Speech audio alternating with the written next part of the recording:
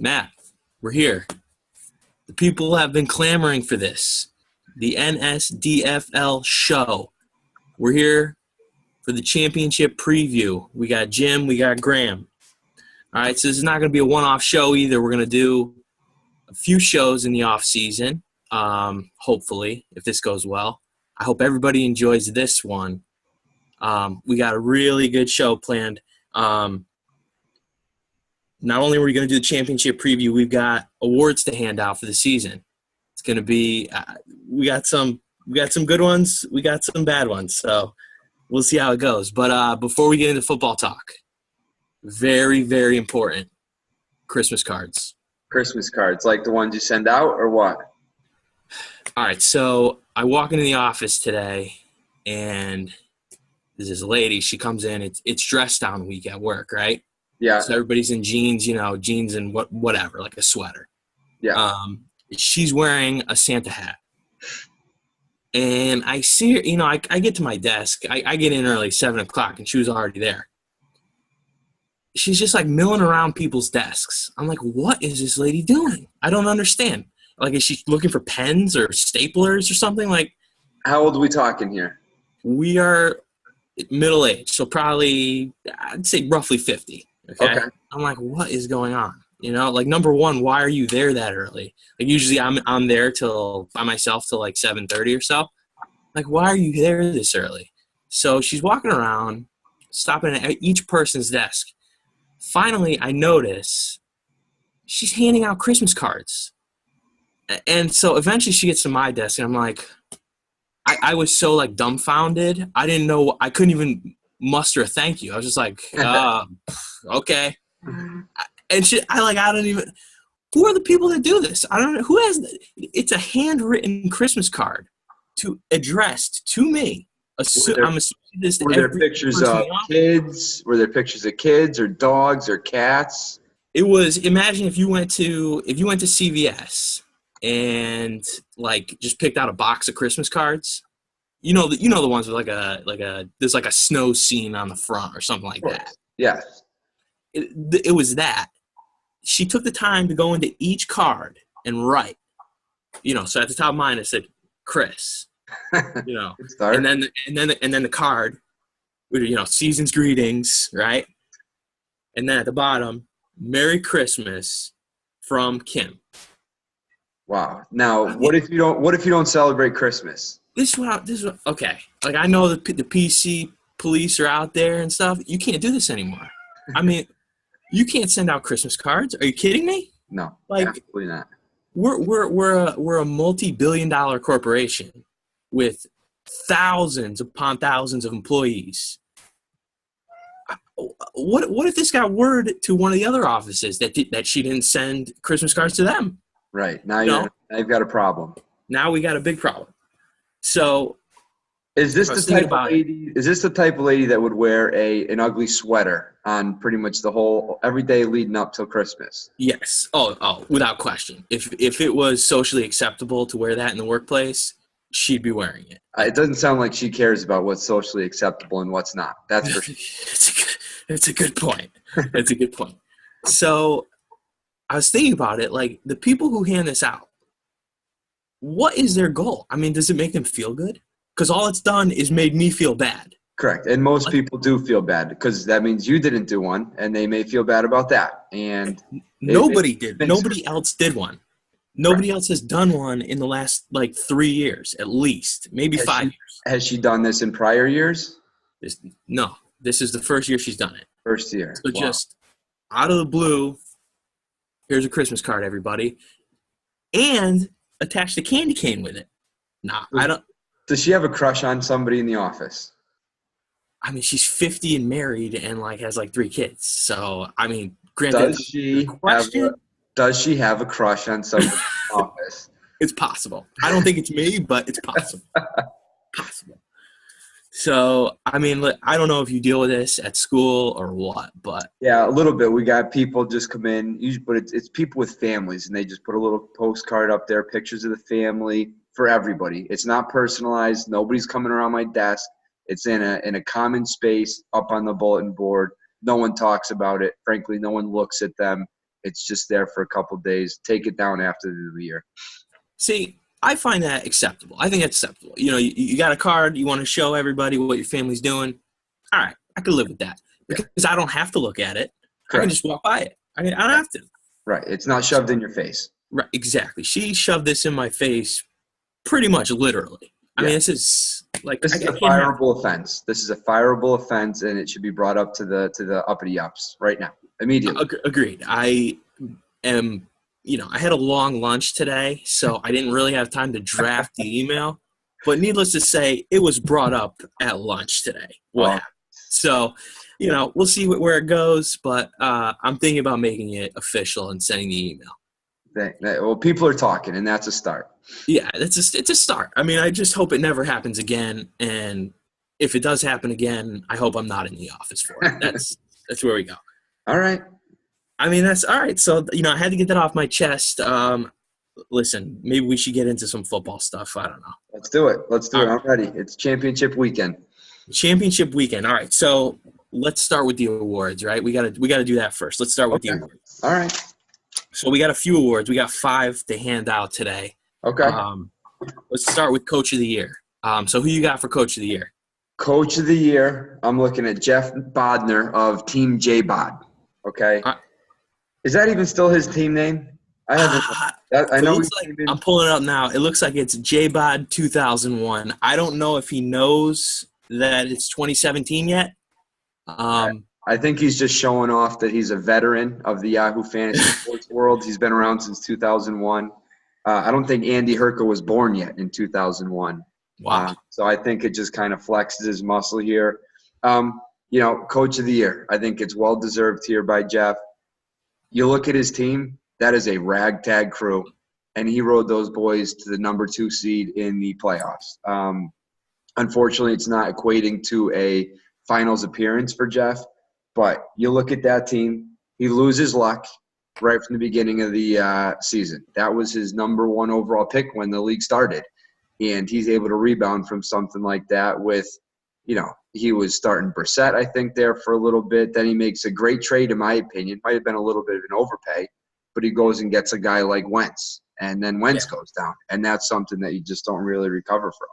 He loses a guy like Reed, which is maybe a top 3, top 4 guy at the position, rebounds from that. I mean, you look at that team, 6th most points in the league, and, the number 2 overall seed. So for me, that's my Coach of the Year. Who do you got, Chris?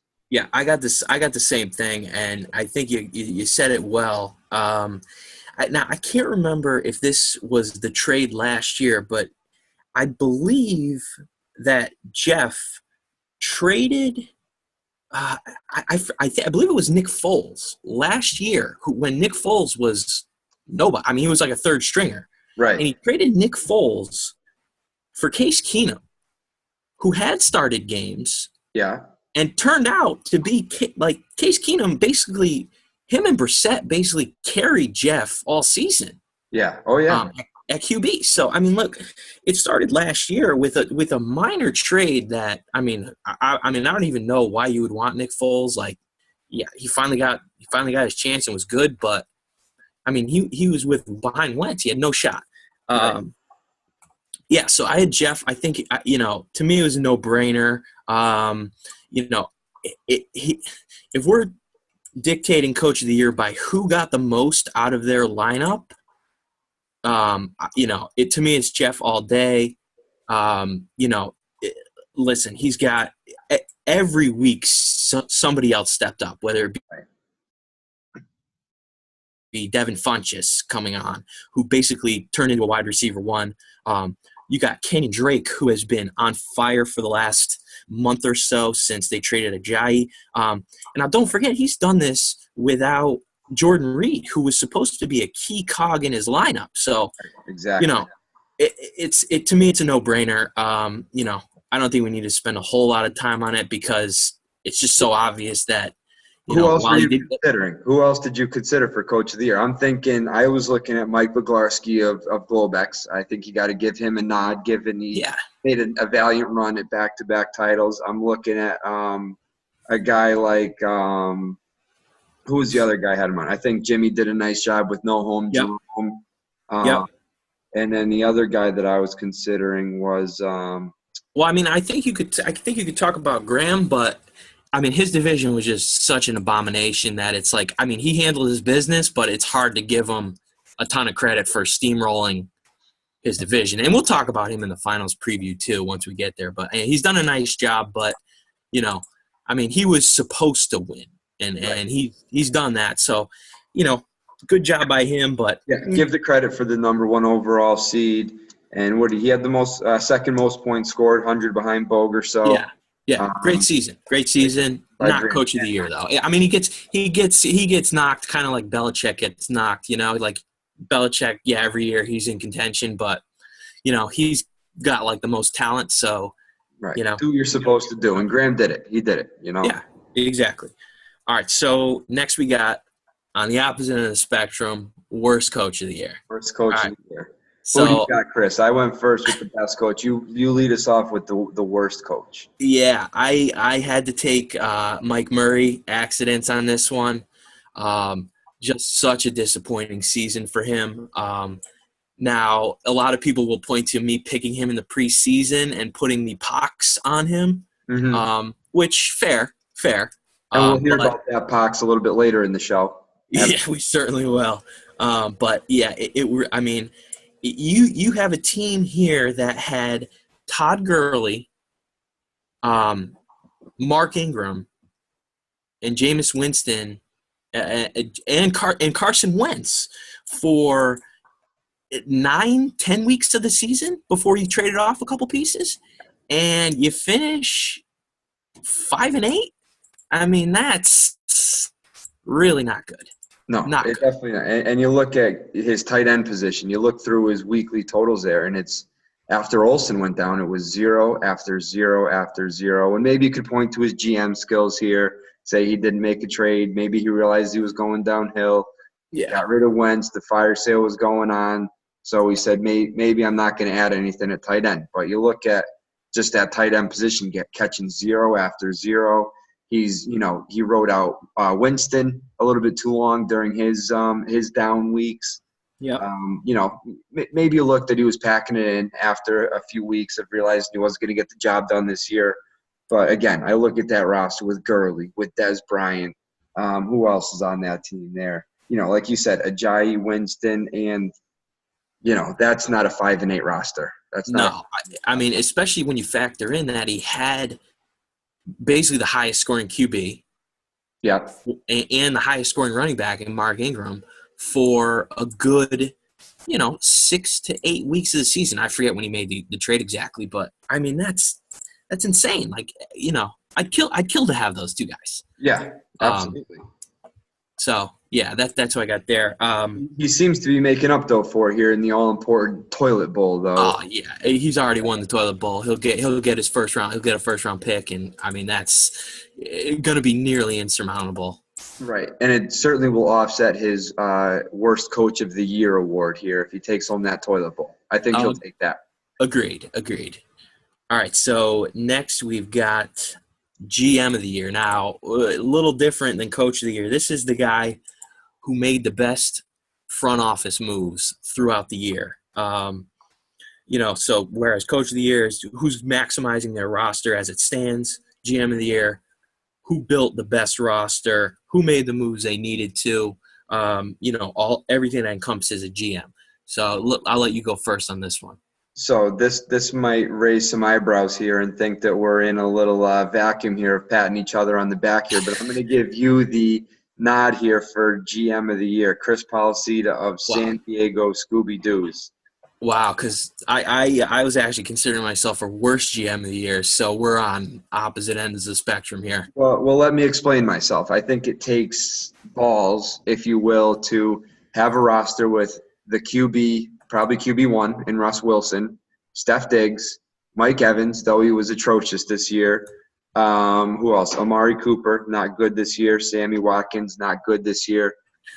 It could be easy, and we saw other managers do it, try to stick by those guys and say, I'm going to try to win.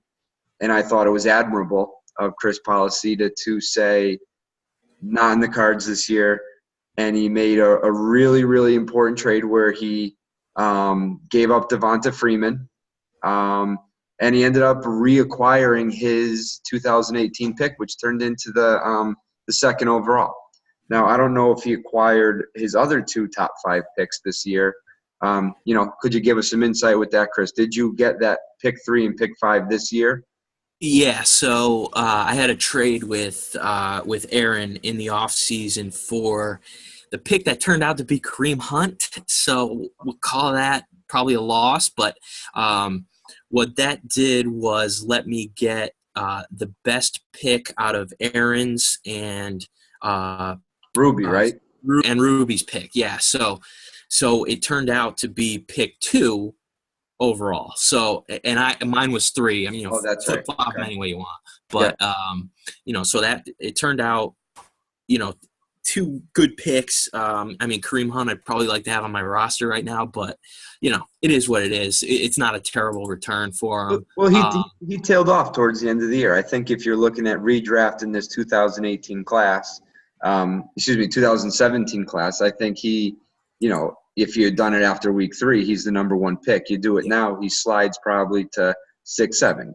Still not a great move by you, but certainly not as horrible as it might have looked after week 3. Yeah, it looks a little better now. Getting those picks and kind of still keeping my core. So I get where you're coming from. It's tough though, because I made some bad moves too, especially with Tim and Graham. Like I gave up Brandon Cooks for Freeman straight up, which I'd like to have that one back, even though Cooks has kind of tailed off recently too. Yeah. But I also gave up a ton to Tim for Cooper, who just was a total disappointment. But yeah, I mean, I get your point. Your point is valid. I kept the core intact, and got some high picks along with it to hopefully bolster the squad for next year. Right, you're going to be loaded with youth, with depth next year. And again, we were picking you to compete for a title this year, and I think that shows that you're a great GM and that you were able to say, it's not happening, not going to be my division, even though you look at a guy like Goodell Haters who loses his stud after, week 1, and you packed it in. And you were able to legally tank, which was, again, impressive, and it takes some stones to do that. So hats off to you, and that's why you got my nod. Yep. So I've got, for my GM of the year, I chose Bogue, Globex Corp. Since basically – the end of draft season, where he was fairly quiet during the draft. I know he traded up or traded with Andy to get Mike Williams, who turned out to be a nothing. But he made a few other moves along the way to basically position himself with, and he ended up getting a little unlucky not to get the bye because he was the highest scoring team, and Jeff and Graham just kept winning. Credit to them. Right. But Bogue along the way added. He added Golden Tate early, who had a great season. He added him for what ended up to be basically, I think it was pick 13 coming up. So, he did that, and then he made, I don't know, the most ridiculous trade in NSDFL history with 87 stipulations with Ruby to get Larry Fitzgerald, Drew Brees. He ended up getting Robert Woods, I think, at some point late last year, who turned out to be incredible. He got Alfred Morris for basically nothing. Just a lot of strong moves to put himself in a position to try and repeat and win the dynasty bonus. Unfortunately, it didn't work out. Obviously, Tim knocked him off in the opening round, but that's why the bye is so important. But other than that, I just feel like he did everything he possibly could, short of, trading Zeke or trading Julio and just destroying his core, to put himself in position to win this thing, which is all you can ask for, really. You got to put yourself in a spot, especially when you're going for the repeat and getting the dynasty bonus. So, that's why I had him as GM of the year. I think it showed great discipline too by Bogue not getting rid of Ezekiel Elliott when that whole thing went down. Yeah. He could have had his eyes really on the prize, but he still, like you said, he's still the highest scorer, still projected every week to be the top scorer, even without Zeke. So I think it shows great discipline. He holds Zeke, still puts himself in a position to win. Drew Brees solidifies that quarterback position. He was rolling out who? Tyrod Taylor and who else? Bortles. So he had Tyrod and Bortles, who, I mean, turned out to be decent, and Breeze turned out to be not so great this year. But, I mean, it's tough to predict that. And plus, Breeze is going to give you that quality floor every single week. He has basically, since week 7 or so, he's been, 15 points or higher pretty much in every week except for it looks like 1 week. So, you can't ask for more than that out of your quarterback. Just give him some stability and go with that. You definitely got to like Bo going forward here too. I don't think he's going to be losing too much from that team. I don't. Older, it's not going to be that bad. Yeah, I know he posted probably out of a fit of rage that he was, it's selling everybody except, I guess, I don't know, Travis Kelce or something, which, okay, whatever. But, so I agree. I don't think he's going away unless he radically, unless he does something radical, but I don't see it. So on the other end of the spectrum, we got worst GM. I'll start on this one. Because you mentioned him earlier, I got Kevin, Goodell haters. Listen, this is a tough one because I sort of understand why he would not want to do anything. I mean, he lost David Johnson week 1. It's possible you might want to just say, oh my God, this is the end. This is the end of my world, basically. And don't forget, he lost Spencer Ware in the preseason. So not that Spencer Ware is on the level of David Johnson, but you lose those two guys. Those are 2 projected starters. But man, I mean, you've got a team with Tom Brady, Adam Thielen, Lev Bell, Hunter Henry, and the recently added Christian McCaffrey, but he had Stephon Diggs, who started off as a house of fire. And don't forget about Hogan too, who was lights out from week 1. Obviously, exactly. Chris Hogan was great for the first month, I guess, first 5 weeks. So you have that core, plus you have some serviceable, depth pieces there. This team just screamed, I got to do everything to win now. I mean, Le'Veon Bell's getting run into the ground. Adam Thielen, I mean, yeah, he's been a great story. Is he this year's Terrell Pryor? I don't know, maybe. He might just be a flash in the pan. So, to me, like when I have a team like this that needs to win now, I got to do everything I can to win now. And that includes, I mean, in week 2 or 3, if he goes up to Axon and says, hey, I'll give you David Johnson. Give me Todd Gurley and, a small piece. Back in week 2, I think Axons might accept that, Yeah. I mean, that's because David Johnson's, granted he was out, but or something like that. He could have found that somewhere to get an elite running back plus another piece for David Johnson and really tried to wrap up this division. I mean, he started off the division, I believe, 3-0. Yeah. So, when you get that, you've gotta capitalize. And at that point, it was still a solid division too. It wasn't like it had the fire sale. So you get through that gauntlet 3-0, first time through, and now you're looking at the rest of the league, who is 50% of the rest of the league sucks. So you got to believe you're going to have a solid record, And he just didn't make those moves. So I could see what you're saying. Now let me ask a question: could you have gone the other way? And maybe if you were packing in, do you get rid of a Brady and maybe flip him for, if it's that early, maybe get a Mariota plus a couple pieces? Do you try and maybe get a Winston when Winston's a little bit hurt? Try to do something like that and next year have a fresh Winston, have a fresh David Johnson and go forward there. And plus you're buying back some years. I mean, I know Brady's Brady and he says he wants to play till 45 or whatever, but I mean, I believe it when I see it, I guess. But yeah, I mean, I totally agree. There's a lot of things he could have done to either, go for it now or sort of, start restacking the deck for next year and the year after. But, it just didn't happen. I mean, I know Kevin doesn't like to make a ton of moves. The one move he did make was giving up Diggs for McCaffrey with me.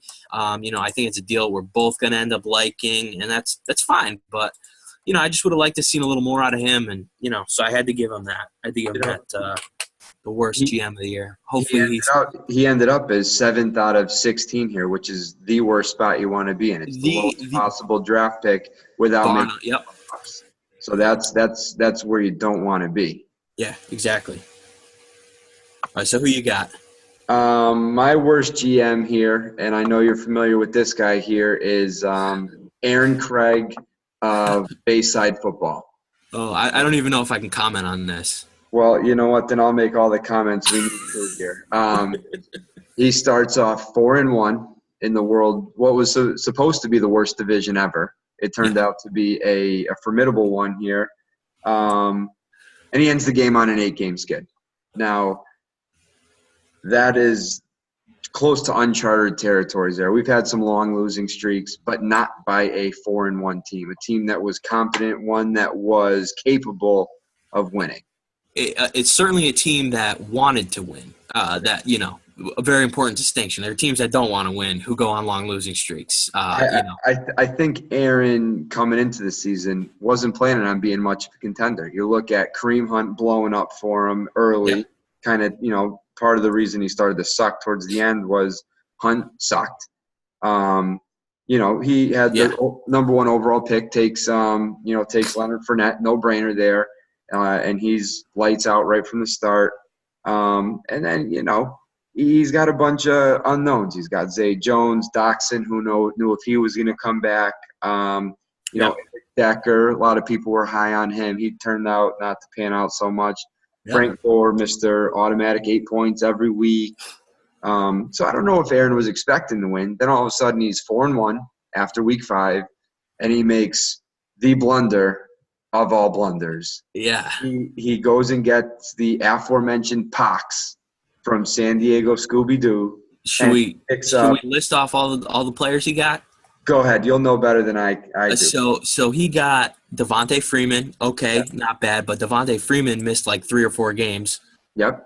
So that doesn't help. And there's a stretch from week 6 to week 10 where his highest scoring game was 12 points. Not great. No, that's not good at all. So he got Devontae Freeman, Eric Ebron, who was a complete and total bust. No show this year. Total no-show. He got Jeremy Maclin, another guy, complete and total bust. And he got Frank Gore, who you mentioned. Yeah. Now, to do that, he gave up his own pick, which turned out to be pick 5. Right, you can't blame him at the time though. That's not looking like. Cannot blame him at the time, but just to really put this in perspective, he gave up his own pick. Yep. David Njoku, right? This was part of our 3-way deal. He gave up David Njoku. Galladay.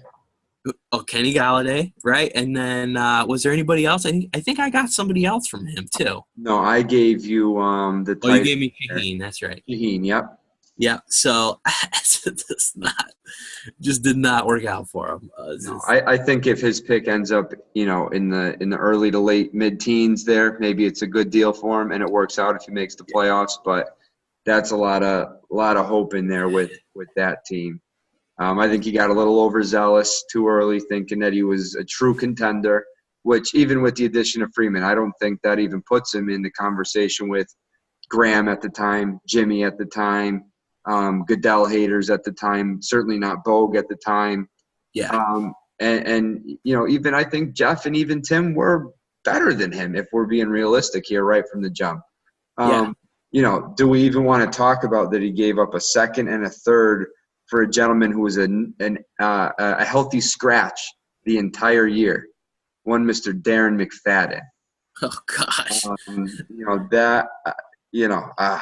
Just not great. Just not great from him. There's really no words there. I think that's one Aaron wishes he had back. Was he healthy? No, he did. I'm looking at it right now. Week 10, apparently he did suit up because he had negative 0.2 points, did McFadden. So that's what McFadden gave him on the year. Not good, Aaron. Not good. Not good. I mean, I don't want to linger on these guys too much, kill them too much, because just, some of it is bad luck. Some of it is just not making the right trade at the right time. Right. So our last award for the day is kind of a fun one. And there's a lot of them. There's a lot of contenders for this one. It's head scratcher of the year. Now we talked about this. We said we could take it any way we want, whether it be a trade, just a manager, whatever. So I know we both came up with the same guy, I think, right?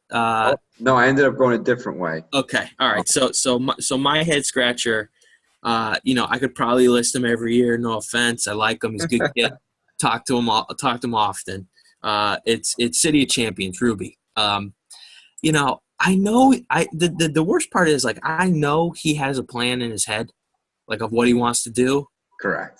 But God, I don't know if anybody else knows what that plan is.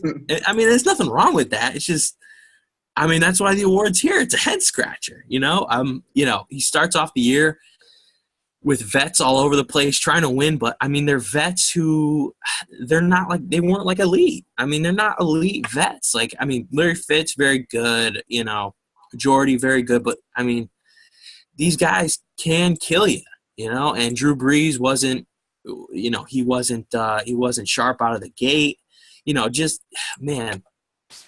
And then he goes into complete sell mode and gets basically nothing for his productive vets. Correct. It's just, that's why the award's here. It's head scratcher. We'll never figure it out. We could talk about it till the cows come home here. We won't be able to figure it out. That's right. I'm looking at his draft situation for the upcoming years. He's got one first rounder to show until 2020, and that's a 2019 round one of Globex Corporation, which projects to be a horrible pick. He's loaded, or he's got 3 seconds coming up. Again, we're looking at, he's got his own, which is going to be a great second rounder, and he's got Globex and Burnt Orange cows. We're talking low to mid-teens here with both of those. Yeah. And, he's got no other first to show for it. He's got a handful of seconds, again, in 2019. But, like you said, there wasn't much return here. And like you said, he's got a plan, of course, but does he even know the plan? I might even say. Now he's got to execute something. That's it. Right. The man loves action. He's all over the place here, and we love him for it. We love him for it. There's no question about it. So my head scratcher here is Andy Herco, manager of Hercules.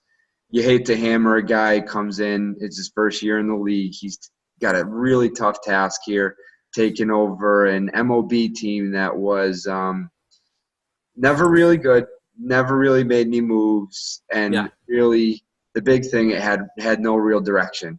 And you bring in a guy like Andy, loves action, a good active manager, and he made a bunch of moves.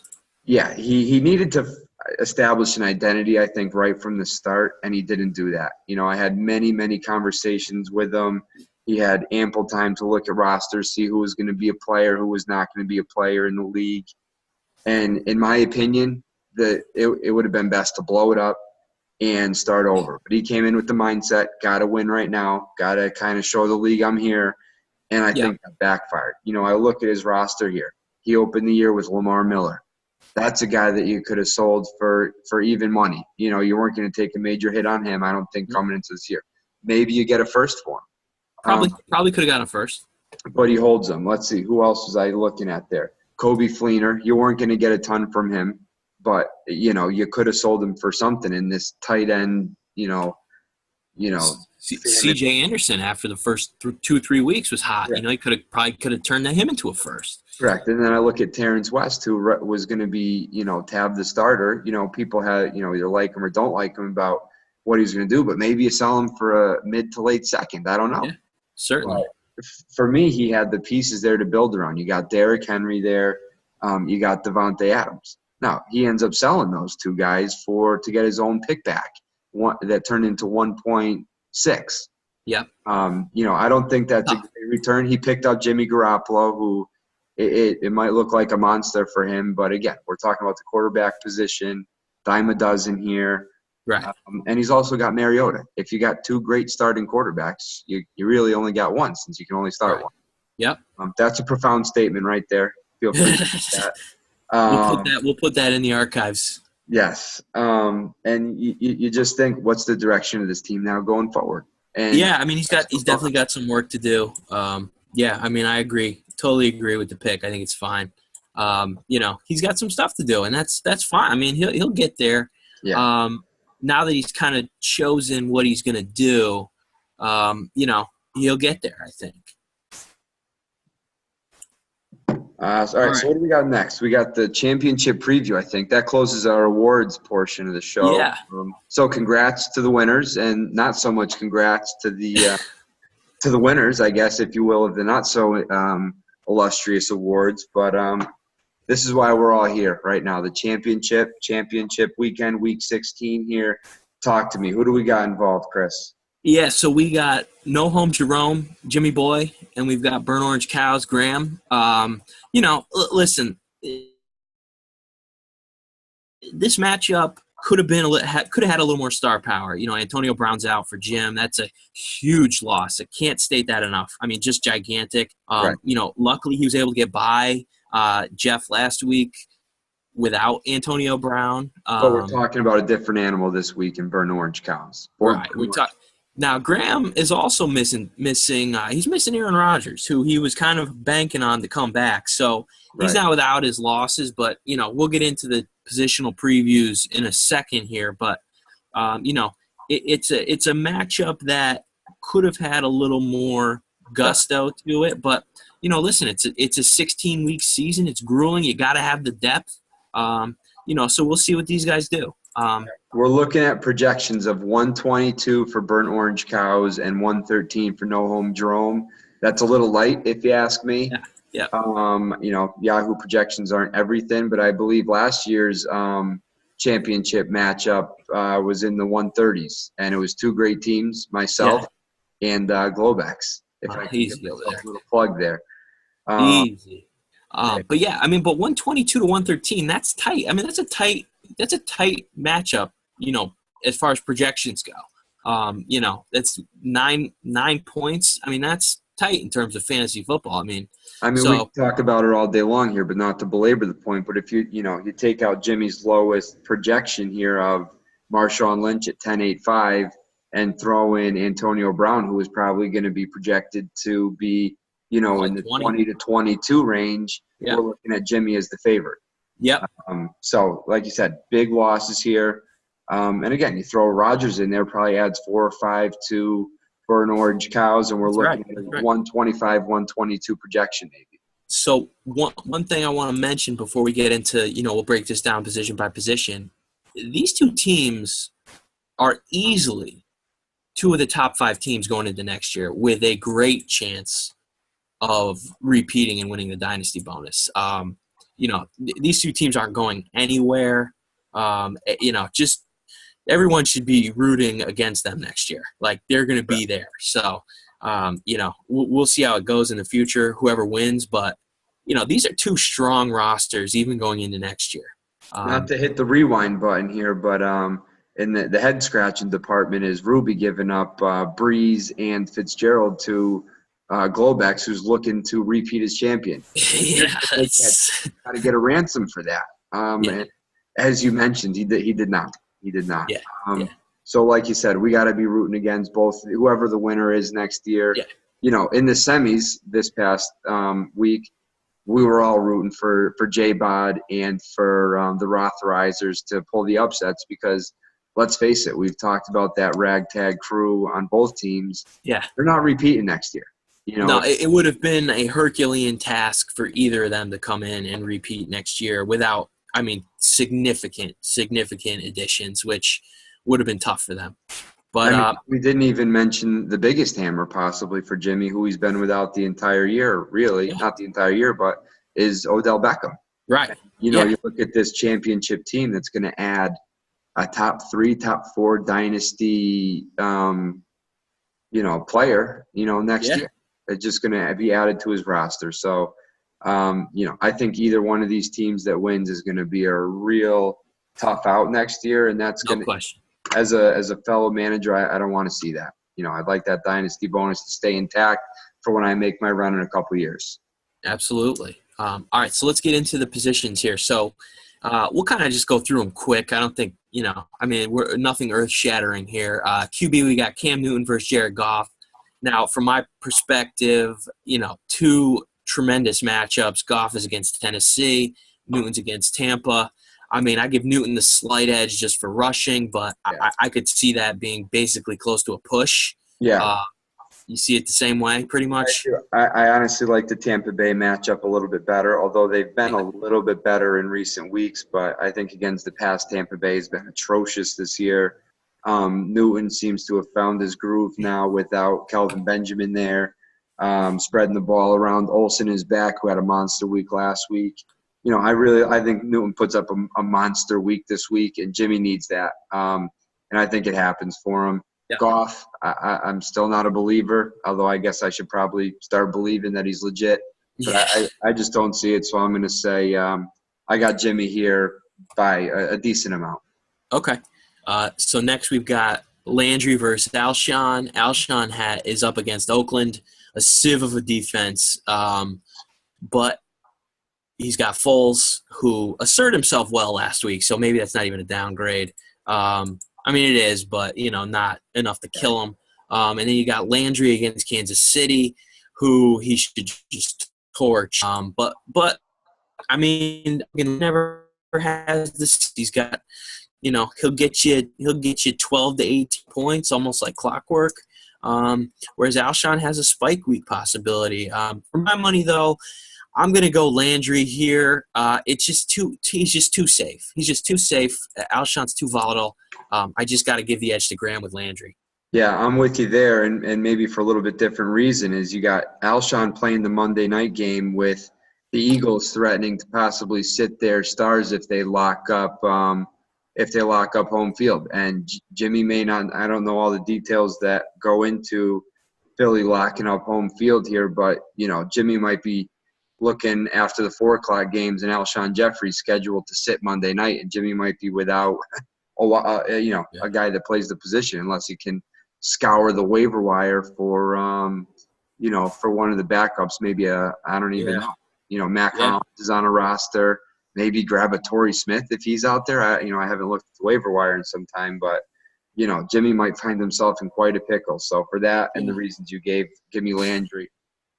All right, so next we've got Carlos Hyde against Jacksonville, and we got Shady McCoy against the Patriots. To me, this is obvious. Yeah. It's got to be McCoy here. Hyde hasn't been good for the last 3 weeks. McCoy has just been getting a ton of touches, and New England already clinched the division. I'm sure they'll play hard, but, on pure volume, I think it's got to be McCoy here for Jimmy. And I think Graham will just be hoping to kind of just maybe Hyde punches one in from a yard out. Right. And you got Hyde versus Jacksonville, who's been as stout against the run as, any team in the league this year. So, yeah, for me, it's McCoy without even a question. Yeah. All right, so at the tight end, we've got Gronk versus Cameron Brate. This is not even worth discussing. No. It's Gronk by a billion. Cameron Brate may not even play. In which case Jimmy goes with he does not have a backup tight end on his roster, so I don't even know who he goes with. Overlooked Max Williams here, who's a third-string tight end for Baltimore, so Jimmy would go there, which, you know what? Brate's put up less points than Max Williams, I'm sure, multiple times this year, so maybe it's an upgrade for Jimmy.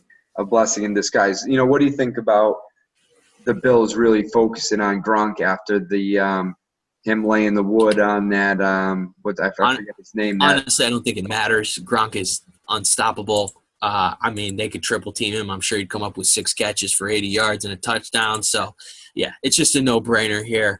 But I think the next matchup is interesting in the flex in that it's Brandon Cooks for Graham versus Marshawn Lynch for Oakland. Now, Lynch gets Philly, which has a tough run D, but if you get Gronk, who goes nuts, between him and Cooks, I don't know that both can go nuts in the same game. It just seems unlikely. I don't think it's happened too often this season. Lynch is going to get some volume there. So, I don't think it's as lopsided as it seems on paper. I think it's actually pretty close. I would still give the nod to Cooks, but, it's not as outrageous as it looks on paper. No, and Cooks has been down the past couple of weeks too. He's not seeing as many targets. You got Hogan coming back, taking some away. Plus the Gronk factor. It's maybe they go to the air more with Burkhead out. I don't know. I could see that game going a bunch of different ways. And again, Lynch might be getting the backup. The backup Philly, front seven. So who knows what could go on there. So like you said, it's not a huge difference as it would show differently on paper, but got to give Cooks the nod, I think, just being in that offense. Yep. Again, it's on paper the worst defense. And then the next one, you've got the other way here. You've got Keenan Allen versus Crowder, which on paper is all Keenan Allen. Jamison Crowder gets Denver, which is tough, but then you dig a little deeper, and you got Crowder up against Denver, who Denver only really covers outside wide receivers well. Right. The middle of the field is always open for Denver, and Crowder has been fairly hot lately. He bounced back with 17 points last week. A few weeks before that, he had a nearly 30-point game. I would give the nod to Keenan Allen all day and twice on Sunday, but much like the previous matchup, I think Crowder could do enough for Graham to keep it close. That's just kind of how I view that one. Yeah, for me, this is the biggest matchup here on paper because I think Jimmy could really close the potential gap here with Keenan Allen. He's been unstoppable 2 out of the last 3 weeks. You just can't cover the guy. I think Jimmy could really, really make this a close one, and if Keenan goes nuts and Graham doesn't get much from Crowder, which is what I see happening, really. I think Keenan blows Crowder away this week. I think I see Washington running it a little bit more against the Broncos. Cousins just hasn't been great the past few weeks. The weapons just aren't there offensively. I could see them running the ball. So give me Keenan Allen by a mile. All right, and next we've got DeMarco Murray against the Rams versus Duke Johnson versus the Bears. I don't know that DeMarco Murray is actually still alive and in the NFL, so it's an interesting decision to start him by Jimmy. I'm going to take Duke Johnson here. He's been incredible in PPR, just a great value. He seems to hit, between 12 and 18 points every single week. I mean, there's been a few duds in there, but everybody has a few duds. Just incredibly consistent from him. To me, it's Duke Johnson all day, every day. Big edge to Graham here for me.